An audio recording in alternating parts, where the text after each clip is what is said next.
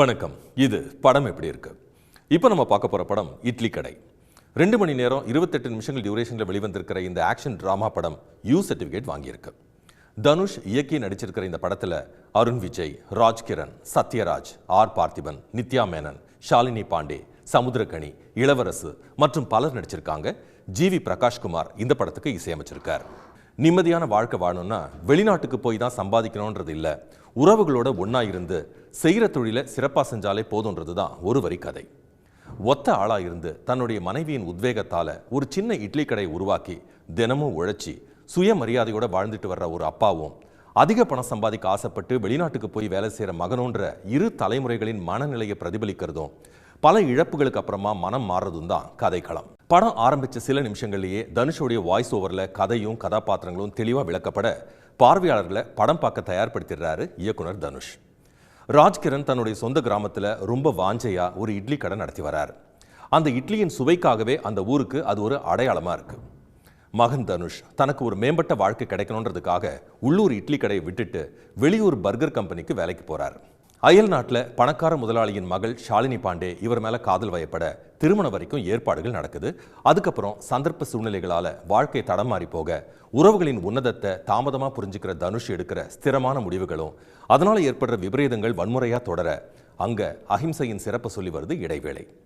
பிற்பாதி திரைக்கதையில தந்தையின் வழியில அஹிம்சையை பின்பற்றும் தனுஷ் தன்னை புரட்டி அடிச்சாலும் துப்பாக்கியால சுட்டாலும் உயிர் பிழைக்கிற மெர்க்குரி மேன் போல காதுல பூ சுத்தி இருந்தாலும் சொல்ல வந்த கருத்துக்காக அதை மாலையா ஏத்துக்கலாம். கிளைமேக்ஸ்ல இதய துடிப்பா இருந்த இட்லி கடையை பறிகொடுத்தும் சாந்தமா பேசுற பிராக்டிக்கல் அப்ரோச் கைத்தட்டல் பெறுது.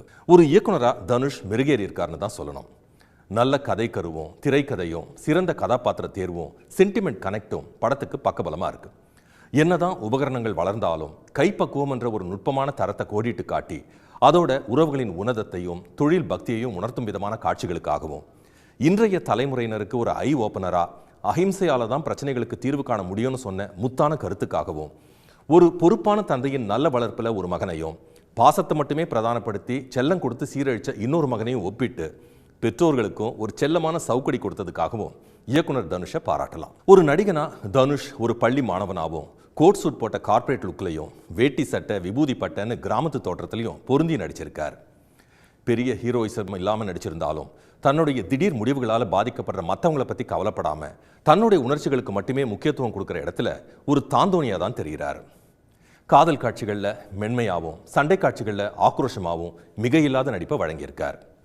நித்யா மேனன் ஒரு கிராமத்து பொண்ணா சேலையை இழுத்து கட்டியபடி அன்றாட வேலைகளை செய்யும் போதும் உரிமையோடு கோபப்படும் போதும் பாசத்தை பொழியும் போதும் சின்ன சின்ன குறும்புகள் செய்யும் போதும் அந்த கதாபாத்திரமாவே வாழ்ந்திருக்காங்கன்னு தான் சொல்லணும். ஷாலினி பாண்டே ஆரம்பத்திலிருந்து கடைசி வரைக்கும் கதையோட பயணிச்சு கிடைச்ச வாய்ப்பை சரியா பயன்படுத்திட்டு இருக்கிறாங்க. ஒரு பணக்கார பெண்ணா பொறுமையை இழந்து கோபத்தை வெளிப்படுத்துற இடங்கள்லையும் தன்னுடைய காதலன் துன்பப்படுற வேளையில அதுக்காக வருத்தப்படுறதும் தாக்கப்பட்ட தன்னுடைய காதலனுக்காக தந்தையினும் அண்ணனும் பார்க்காம புரிஞ்சு தள்ளுறதும்னு சிறப்பா நடிச்சிருக்காங்க. அருண் விஜய் எதுக்கு எடுத்தாலும் கோபப்பட்டுக்கிட்டே இருக்கிறதும் வஞ்சம் தீக்கிறதுக்காக பல சூழ்ச்சிகளை செய்யறதும்னு ஒரு பக்கா வில்லனாவும் தந்தைக்கு அடங்காம தங்கை கிட்ட மட்டும் பாசம் பொழிகிற ஒரு நல்ல அண்ணனாவும் தனுஷ் கிட்ட சீரிக்கிட்டே இருக்கக்கூடிய ஒரு வில்லனாவும் திறம்பட நடிச்சிருக்கார். சத்யராஜ் செல்லம் கொடுத்தே மகனை கெடுக்கிற ஒரு பணக்கார அப்பாவா இயல்பான நடிப்பை வெளிப்படுத்தியிருக்கார்.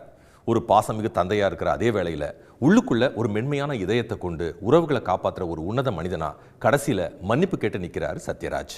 ஆர் பார்த்திபன் தொப்பி போடாத ஒரு உள்ளூர் போலீஸா வந்து சிந்திக்க வைக்கிற வசனங்களை பேசி கடைசியில ஒரு ட்விஸ்ட்டை கொடுத்து விசில் ஆள்றார்.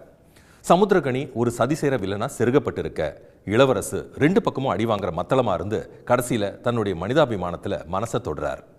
கீதா கைலாசம் தனுஷுடைய தாயா வந்து தன்னுடைய பங்கை செவ்வனே செஞ்சிருக்காங்க. கிரண் கௌஷிக்கின் கண்களை உறுத்தாத கேமரா கோணங்களும் காட்சிகளுக்கு ஏற்ற வார்ம் கலரிங்கும் அருமை.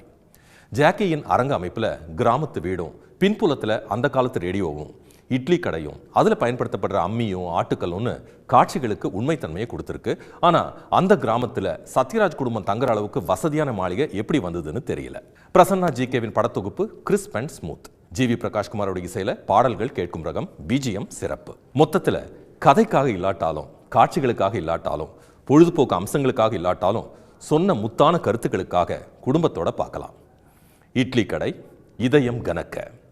இந்த விமர்சனம் உங்களுக்கு பிடிச்சிருக்கோம் நம்புறேன். மீண்டும் ஒரு விமர்சனத்தில் சந்திக்கும் வரை உங்களிடமிருந்து விடைபெறுவது சுரேஷ்குமார். உடனுக்குடன் செய்திகளை தெரிந்து கொள்ள சன் நியூஸ் பெல் ஐகானை கிளிக் பண்ணுங்க.